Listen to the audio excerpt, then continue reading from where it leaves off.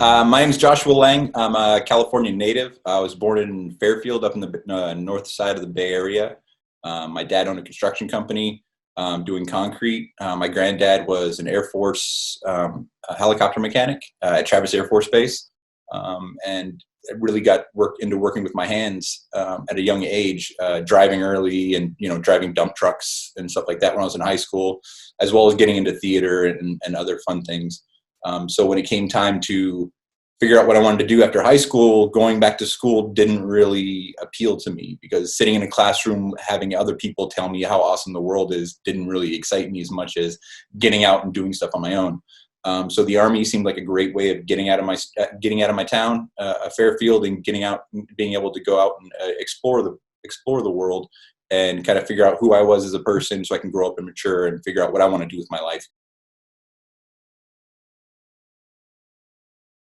After high school, I graduated in 2000. I joined the Army as a longbow Apache attack helicopter mechanic. I saw a little indie movie called Firebirds with Nicolas Cage and Tommy Lee Jones. And I was like, that's the most awesome thing on the planet. And I couldn't get into flying, but I could get in and fix them, and that was pretty easy. So I signed up for 6 years, right at in the fall of 2000. I did basic training in Fort Jackson. While we were going through UFTP, 9/11 happened. I was actually learning how to drive a Humvee in 2001 that week. I think it was like the Tuesday, like the second day of the classes. They kind of canceled everything. We had to go off and do all our stuff. 18 months later, we invaded Iraq in 2003. Our March 19th, we packed up and we did for a convoy. We went north through Baghdad. Our helicopters flew into a big, huge ambush. They all got shot to hell.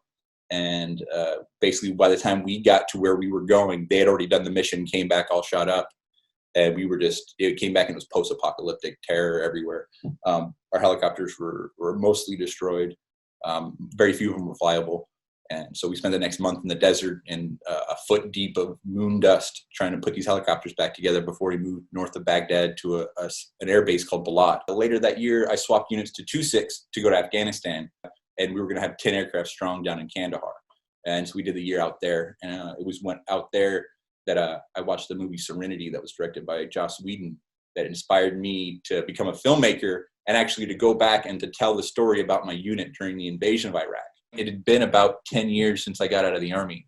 And as it was summertime, and I was like, I'm going to do a road trip across the country and interview and go see a lot of my military buddies, a lot of my pilots and a lot of my crew chiefs and my sergeants that we were in, that I served with in Iraq in 2003. It's like, it was been burning inside of me for years that this was the story that I wanted to tell. And it just had the right time where I had enough money to where I could buy a C100 and some audio gear and use my DSLRs as a B&C camera. And I loaded up my light kit and all of my gear into my Chevy Volt.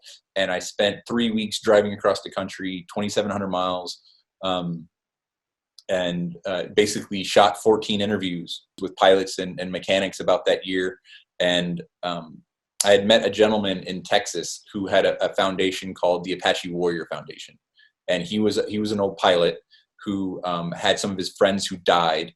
And while he was in Iraq running night command, he had saw that there was this guy who had his buddies die early in the war, and he took his buddy's car and revamped it up as a tribute to all the soldiers in that unit that had passed away, and he was touring it around.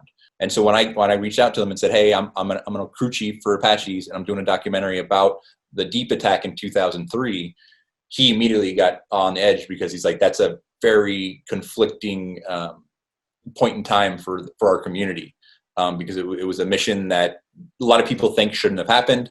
There's people who think it happened for the right reasons. It just didn't go really well.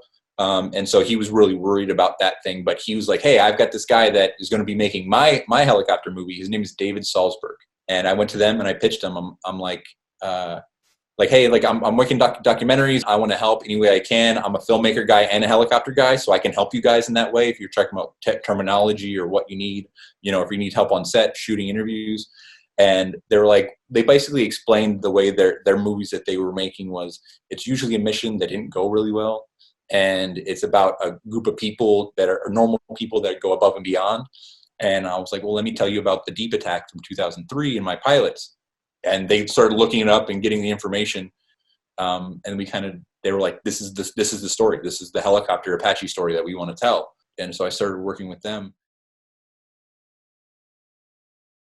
I always thought that the Apache helicopters were like flying mechanical dragons. And I was like, the perfect analogy for what I did. I'm like, I'm a shepherd of mechanical dragons. And my wife is from Hong Kong, and she was born in the year of the dragon. And so dragons are really big in her culture. So she really liked that idea. When I first did a teaser trailer with a friend from school, my idea was it was going to call it the deep attack, because it's a unique term that's very specific to the Apache attack helicopter. And so for 6.6 Cab, that was our main goal, was the deep attack. That's why we were with the longbow. It's supposed to be able to go in deep. It's high risk, high reward. So you go in and it's very risky. And they say you can plan on being non-mission capable for 30 to 45 days after attempting a deep attack. But it exists. That's a high risk, high reward type of a thing. So right now I'm working on a documentary to tell the story about the unsung hero of aviation, who was the first aviation mechanic. He did a lot of different things. He helped build the wind tunnel, and he went through and in 6 weeks built the first aluminum block aircraft engine. And so that inspired the hell out of me. And so that's been my new passion right now, is going through and getting that done. So I've got a bunch of indie films you can find on Netflix. A lot of stuff. If you want to see more of the stuff that we've done at Mechanical Dragons, you can visit our website, mechanicaldragons.com. For the young guys, especially if you're military, a group that helped me really, really, really well was Veterans in Media and Entertainment. It's all veterans in any entertainment aspect of the field, from production assistant boot camps to say, hey, if you want to get your feet wet on what it's like to be on set, we'll go through and give you the basic training that you're going to need. All the way up to SAG actors on how to negotiate contracts with agents, to producers and directors and distribution plans. And they've got all the different groups in between. And I've met a lot of really good friends that I've met through the site that I've gone off to work and do other projects with.